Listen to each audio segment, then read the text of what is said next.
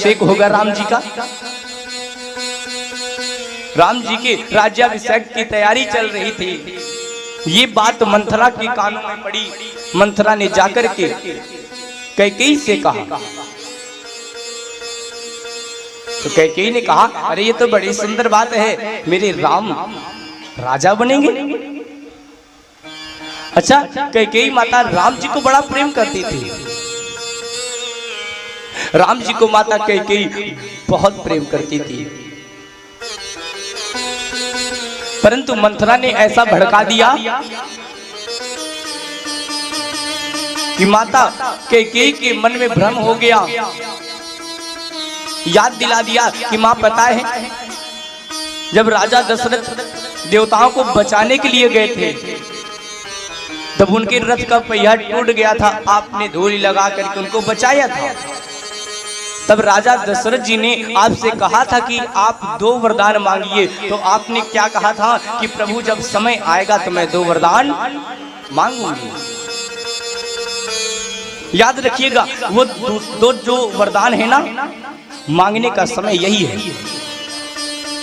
आप वरदान मांगिए, ये मांगिएगा कि प्रभु आपने वर बोला था कि 2 वर मांगना, जो तुम्हारी इच्छा हो वो मैं तुम्हें दूंगा। तो पहली बार में आपको ये मांगना है कि राज्य अभिषेक राम का नहीं भरत का होना चाहिए। और दूसरा वर ये मांगना है आपको कि राम को 14 वर्ष का वनवास। जैसे कहा कि दूसरा वर आपको मांगना है कि राम को 14 वर्ष का वनवास, तो मां के कलेजे में मानो आग जैसी लग गई। अरे मंथरा, तुझे तो पता है कि मैं राम को कितना प्रेम करती हूँ, और तू कहती है कि मैं 14 वर्ष का वनवास मांग लूं।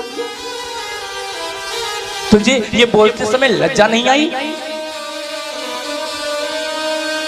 परंतु मंथरा ने ऐसे घुमाया कि माता कैकेयी के मन में भी यह बैठ गया कि मुझे राम का 14 वर्ष का वनवास मांगना है, मुझे 14 वर्ष का वनवास मांगना है राम।